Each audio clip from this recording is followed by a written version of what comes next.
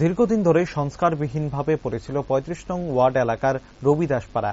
জানিয়ে বরাবরই অভিযোগ ছিল স্থানীয় জনগণের। অবশেষে সেই বঞ্চনা থেকে মুক্তি পেল স্থানীয় জনগণ। সম্প্রতি এসসি ওয়েলফেয়ারের পক্ষ থেকে ৫০ লক্ষ টাকা মঞ্জুর করা হয়েছে এলাকার সার্বিক উন্নয়নের জন্য। শনিবার আগরতলা পৌর নিগমের ৩৫ নং ওয়ার্ড এলাকার রবিদাসপাড়া পরিদর্শনে যান মেয়র দীপক মজুমদার। সাথে উপস্থিত ছিলেন কর্পোরেটর তুষারকান্তি ভট্টাচার্য সহ অন্যান্যরা।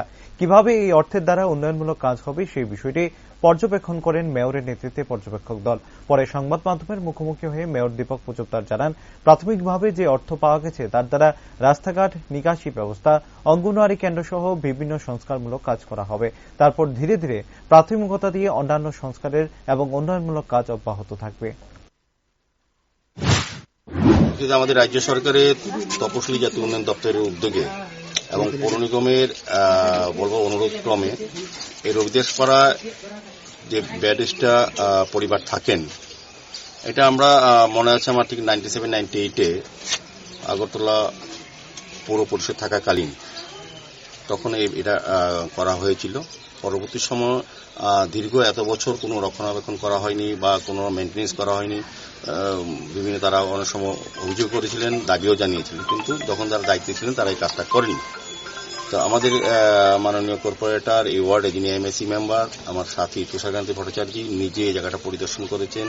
করার পর আমার সঙ্গে কথা বলেছেন। আমরা আমাদের এসসি ওয়েলফেয়ারের ডিরেক্টর সঙ্গে আমরা সন্তোষবাবুর সঙ্গে কথা বলেছি। আমার ডেপুটি ডিরেক্টর উনি আছেন, আমাদের এডিশনাল কমিশনার আছেন আমাদের আগরতলা মিউনিসিপাল কর্পোরেশনের তুষারকান্তি ভট্টাচার্য, আমাদের কর্পোরেটর মনোজকান্তি দেবরা, ডক্টর মনোজকান্তি দেবরা সহ বিভিন্ন আধিকারিকরা, আমাদের এক্সিকিউটিভ ইঞ্জিনিয়ার সবাই আছেন।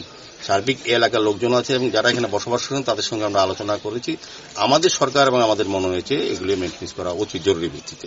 এখানে 42টা আছে। আমরা 19টা প্রথম ধাপে আমরা ফার্স্ট ফেজে কাজ বের করা হয়েছে। টেন্ডার অলরেডি হয়ে গেছে, ওয়ার্কার ইস্যু হয়ে গেছে। এসসি কর্পোরেশন থেকে আমাদেরকে ৫০ লক্ষ টাকা দেওয়া হয়েছে এটা মেনটেন্স করার জন্য। তো প্রথম পর্যায়ে আমরা ড্রেন, অঙ্গনওয়াড়ি সেন্টার আছে, এটা একদম প্রায় দুরবস্থা, এটাকে আমরা সারাই করব এবং এখানে টয়লেট সিস্টেমটা একটু আধুনিক করার চেষ্টা করা হচ্ছে।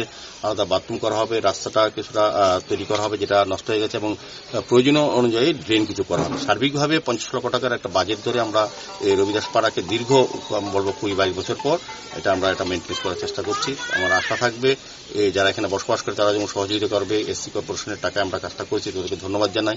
পৌর নিগমের অফিসার, আমাদের ইঞ্জিনিয়ার